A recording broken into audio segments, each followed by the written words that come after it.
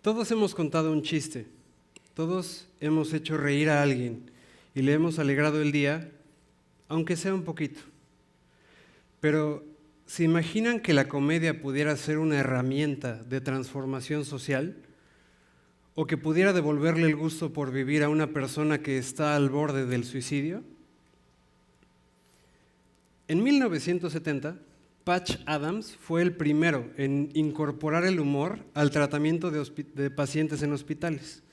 Esto con el objetivo de ayudarles a superar la ansiedad, la depresión, el estrés, el miedo, usualmente ocasionado por el estar hospitalizados, por la enfermedad o por los tratamientos que fueran a recibir. Esto le abrió la puerta a un sinfín de usos a la comedia, incluso en cosas muy diferentes a lo que vemos hoy en día en bares o teatros. Por ejemplo, hay una organización internacional de payasos que se dedican a viajar por el mundo a zonas en conflicto, a zonas en guerra, a campos de refugiados, a donde llevan el alivio de la risa y del juego a personas en situaciones extremadamente difíciles. El tipo de comedia que yo he aprendido es la comedia tipo stand-up, que se ha vuelto muy popular en el mundo. Ha llegado a restaurantes, a bares, a teatros, a grandes estadios, ha llegado a la pantalla grande, cine y televisión, y ha llegado incluso a cárceles y a fundaciones.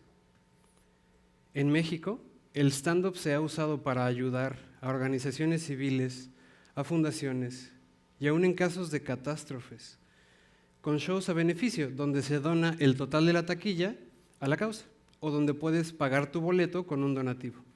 Esta forma de ayudar es muy atractiva, porque siempre ayudamos más cuando se nos da un pretexto. Y la comedia es un buen pretexto. También aquí en México hay una fundación que está empezando a enseñar stand-up en cárceles de máxima seguridad. Esto para ayudar a disminuir la violencia y facilitar el proceso de reinserción social. Entonces, ya hay un impacto. Este tipo de comedia ya está impactando a la sociedad de alguna manera.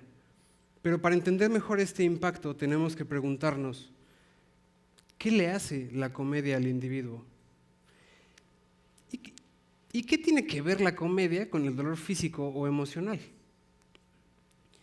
Hay cientos de estudios, investigaciones, reportajes de psicólogos, de terapeutas, de trabajadores sociales en campos de refugiados que relatan cómo la comedia estimula la empatía y es importantísima para enseñarnos a lidiar con traumas. Esto porque cuando reímos liberamos químicos saludables como dopaminas, endorfinas e interleucinas, que son los analgésicos y antidepresivos naturales del cuerpo. Cuando reímos también bajan nuestros niveles de cortisona, que es la hormona del estrés. Esto literalmente disminuye el dolor físico y la carga emocional, el estrés, la ansiedad, la depresión, el enojo. Reír libera la tensión, la asfixia, la parálisis del dolor y nos permite ir más a fondo, al mismo tiempo que disminuye el impacto bioquímico del trauma en el cuerpo. Cuando estamos sanando un dolor profundo, reír nos da la distancia emocional que necesitamos para lidiar con ello de mejor manera. Y la empatía que propicia en nosotros y en quienes nos rodean acelera el proceso de recuperación emocional, porque nos enseña, porque nos recuerda, aunque sea por un momento, que el dolor no es definitivo y que no estamos solos. En una de las primeras balaceras de la ciudad, 2 personas en una motocicleta fueron a un edificio de gobierno a lanzar tiros y esto paralizó a la ciudad. Ese día todos los negocios cerraron temprano, la gente salió temprano de trabajar, las calles estaban vacías. Y el show que teníamos esa noche se canceló. Al día siguiente tuvimos show en otro lugar. Las calles seguían vacías, pero llegó gente. Y todos traíamos este feeling como de que... ¡ah!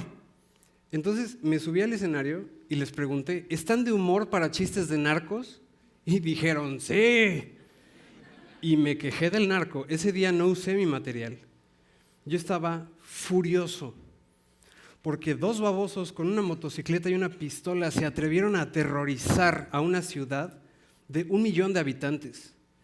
Y una ciudad de 1 millón de habitantes se dejó aterrorizar por dos babosos en una motocicleta con una pistola. Y hablé de cómo deberíamos ser más valientes, porque somos más. Si somos más, les podemos hacer bolita.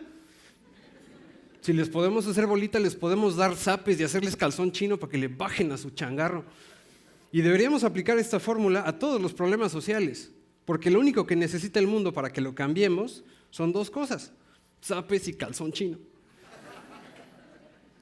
Y la audiencia rió conmigo, porque audiencia y comediante necesitábamos esa catarsis.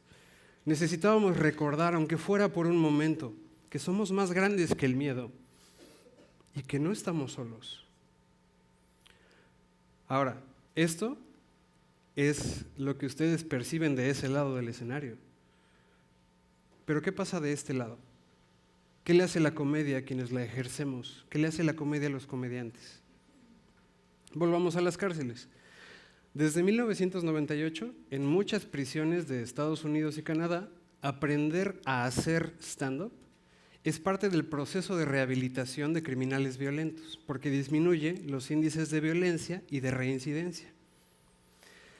Esto porque aprender a hacer comedia nos exige aprender a observar nuestro entorno y nuestras historias y a cambiar nuestra relación con ellas, dándoles un giro. Entonces, los reos atraviesan este proceso de aprender a observar su entorno, aprender a observar sus emociones, cambiar su relación con ellas, dándoles un giro, y esto facilita que su voluntad cambie de dirección y echen a andar, llevando a cabo acciones para rehabilitarse y recuperar su vida. Porque además les da condiciones bioquímicas saludables en el cuerpo. Es bien curioso cómo todos los que aprendemos a hacer comedia, sin importar clase social, color de piel, Pokémon favorito, relatamos experiencias similares. Nos sentimos más libres, con más autoestima. Aprendemos a reírnos de nosotros mismos. Aprendemos a ser empáticos, a entender al otro. Entonces empezamos a preferir entendernos a nosotros y entender al otro antes que ejercer violencia. ¿Sí? Es muy curioso cómo cuando una audiencia se está riendo, se voltean a ver y hacen este gestito como de, ¿verdad que sí? Y se identifican.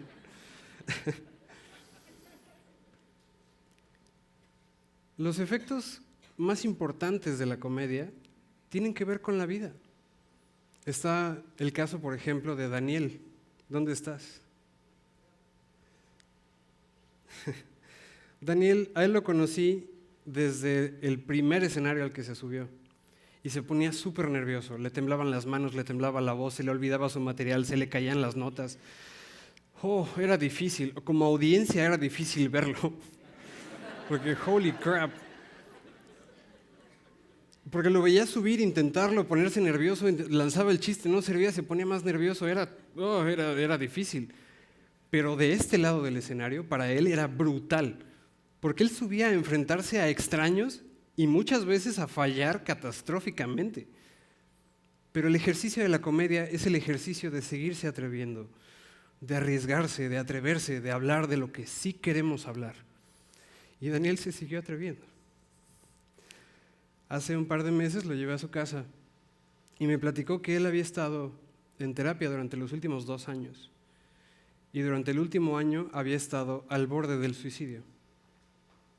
Pero al empezar a subir al escenario, al empezar a atreverse, al empezar a arriesgarse, al empezar a hablar de lo que sí quiere hablar, ya no se quiere suicidar. Ahora quiere contar su historia. Reír es medicina. Y la comedia es el medio que nos da la medicina de la risa.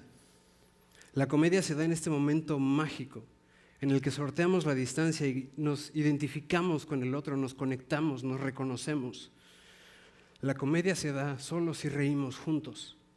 Si yo hago un chiste horrible y nadie se ríe, no hay comedia.